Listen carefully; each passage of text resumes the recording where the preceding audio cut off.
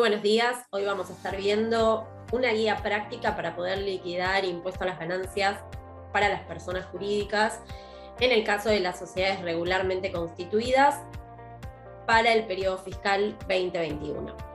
Les habla la contadora Marianela López, egresada de la Universidad de Ciencias Económicas de Buenos Aires y profesora adjunta de la misma casa.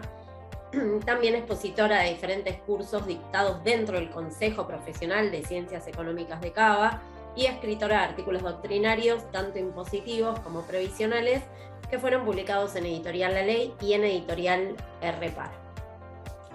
Primero vamos a ver quiénes son sujetos y cuál es el objeto para este impuesto en lo que son las sociedades regularmente constituidas o no. Van a ser sujetos de impuesto a las ganancias para gravarlos en la tercera categoría, todas las sociedades de capital y el resto de las sociedades que están enunciadas en el artículo 73 de la Ley de Impuesto a las Ganancias, que, como les decía, son aquellas que están dentro de la Ley de Sociedades Comerciales. El resto de las sociedades o explotaciones unipersonales, los comisionistas, consignatarios, rematador y auxiliares que no estén contemplados dentro de la cuarta categoría, y el ejercicio profesional que se complementa con una explotación comercial. Esto debe decir que un contribuyente, una persona humana que realiza una actividad profesional y esa actividad profesional la complementa con una explotación comercial, es donde el fisco establece de que en ese caso estaríamos hablando de que todos sus ingresos son de tercera categoría porque todo constituyen a esta explotación unipersonal. Así que para ese caso se tiene que liquidar por tercera categoría. Por supuesto que en este caso, en el caso de las explotaciones unipersonales, el ejercicio profesional que se complementa con una actividad comercial, o bien ser socio de una sociedad informal, ser socio, por ejemplo, de una sociedad de hecho. En todos estos casos, los ingresos, si se trata de una sociedad informal, va a ser la parte proporcional a cada uno de los socios en función a su participación. Los ingresos se van a estar grabando en cabeza del contribuyente, del sujeto inscripto, de la persona humana. Así que vamos a tener todos los ingresos para grabar, luego por tercera categoría, por lo devengado, luego le vamos a descontar todas las deducciones específicas de esa categoría y después vamos a tener las deducciones generales, las deducciones personales también, porque se hace la liquidación según la persona humana. En cambio, las sociedades regularmente constituidas van a tener derecho a las deducciones específicas de la actividad, las deducciones generales permitidas, pero también las vamos a ver. Y por supuesto también se pueden descontar estos gastos de honorarios de directores, síndicos, pero no pueden descontarse ninguna de las deducciones personales porque estaríamos hablando de una sociedad que está dentro de la Ley de Sociedades Comerciales. Y a ese monto que le da de ganancia neta sujeto a impuesto es lo que luego voy a tener que aplicar la alícuota respectiva para este tipo de sociedades. Esa sería la diferencia entre una explotación unipersonal, persona humana, y una sociedad regularmente constituida. ¿Qué va a ser lo que está grabado? ¿Cuál es el objeto? Van a ser todos los ingresos, rentas, beneficios o enriquecimientos que se hayan obtenido en el periodo fiscal en el cual se esté liquidando. Como les decía, la renta de empresas va a ir por lo devengado. En este caso, van a estar bajo la teoría del balance, diferente a lo que es la teoría de la fuente para los ingresos obtenidos por las personas humanas por el resto de las categorías. Primera, segunda y cuarta van por la teoría de la fuente, donde para que sus ingresos sean grabados tienen que sí o sí cumplirse los tres requisitos fundamentales que establece esa teoría, que es que haya habitualidad, habilitación, que haya periodicidad en la renta y que exista la fuente que me genere ingresos.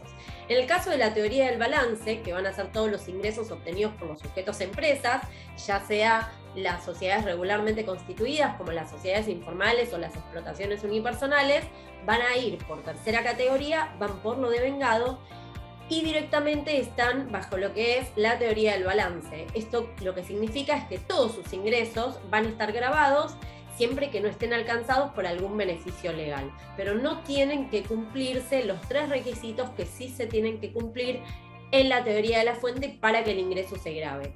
Acá, al estar en tercera categoría y por la teoría del balance, todos los ingresos van a estar grabados en la medida, como les decía, que no estén alcanzados por algún beneficio legal. ¿Qué es esto del devengado? El criterio de lo devengado es registrar el ingreso o bien el gasto en el momento en que se hace. O sea, cuando se devengó. Indistintamente, independientemente de si se cobra o si se paga. Entonces, en el momento en que se genera la operación, ya sea una operación de venta o mismo un gasto, hay que en ese momento registrarlo en mi liquidación. Pero existe una excepción a esto, que es lo que se llama el devengado exigible, que este devengado exigible lo que hace es que ese monto, por ejemplo, de un ingreso, si está el ingreso, me lo pagan en cuotas, esa operación de venta, prestación de servicio, lo que fuese, si me lo pagan en cuotas, tengo la opción de poder grabar ese ingreso en diferentes momentos cuando efectivamente obtengo el pago de esa cuota. Entonces, para que se cumpla lo del devengado exigible, tienen que cumplirse estos criterios de excepciones. Uno sería vender mercaderías que se realizaron a plazos de financiación y que superen los 10 meses. Para esta venta puedo utilizar el devengado exigible considerando el ingreso grabado en el momento en que efectivamente se devengue cada cuota. La otra excepción es venta de bienes que no estén comprendidas en el punto que recién hablamos, cuando las cuotas que se convenga se hagan exigibles en más de un periodo fiscal, o sea que no cumple la condición de los 10 meses, pero que abarca más de un periodo fiscal.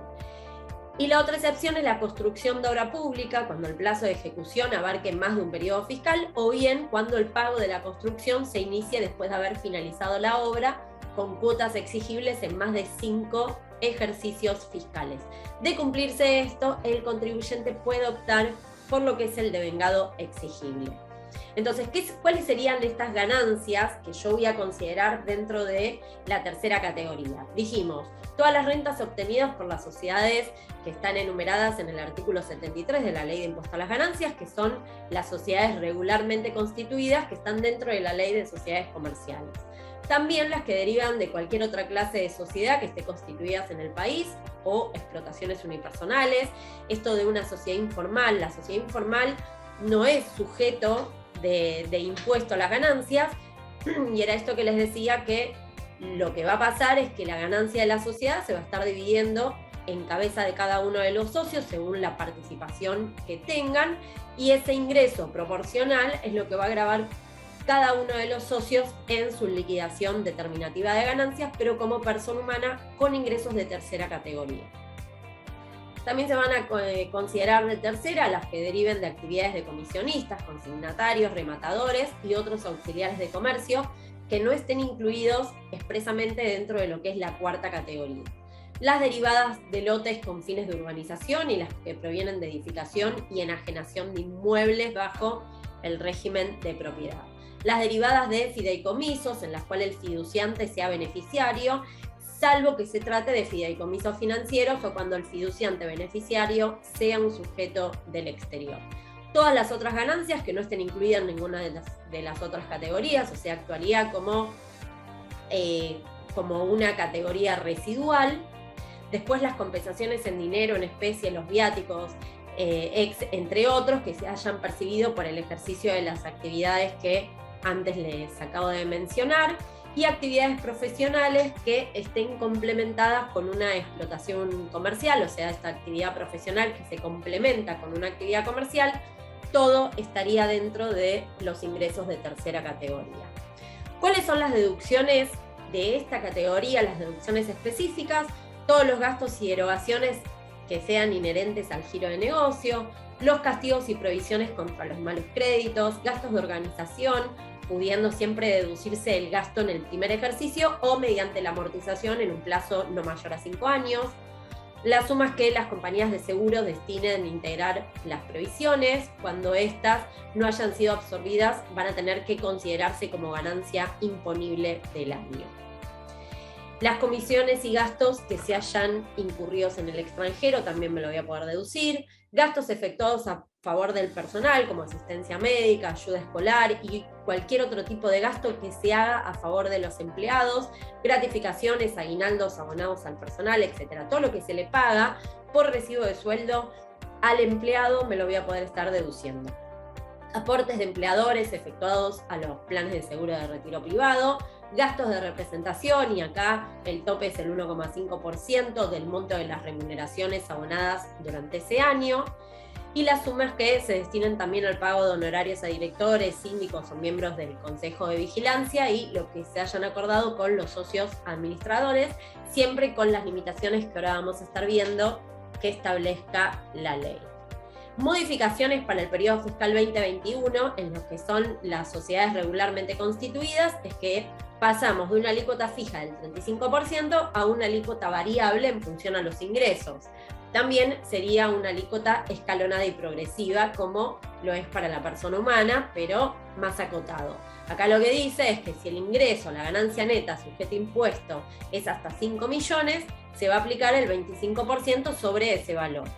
Si supera los 5 millones hasta 50 millones, se aplica el 30% sobre el excedente de 5 millones, y a eso le vamos a tener que sumar la parte fija de 1.250.000, y si el monto, la ganancia neta, supera los 50 millones en adelante, se aplica el 35% sobre el excedente de la diferencia de estos 50 millones y se le agrega la parte fija de 14.750.000.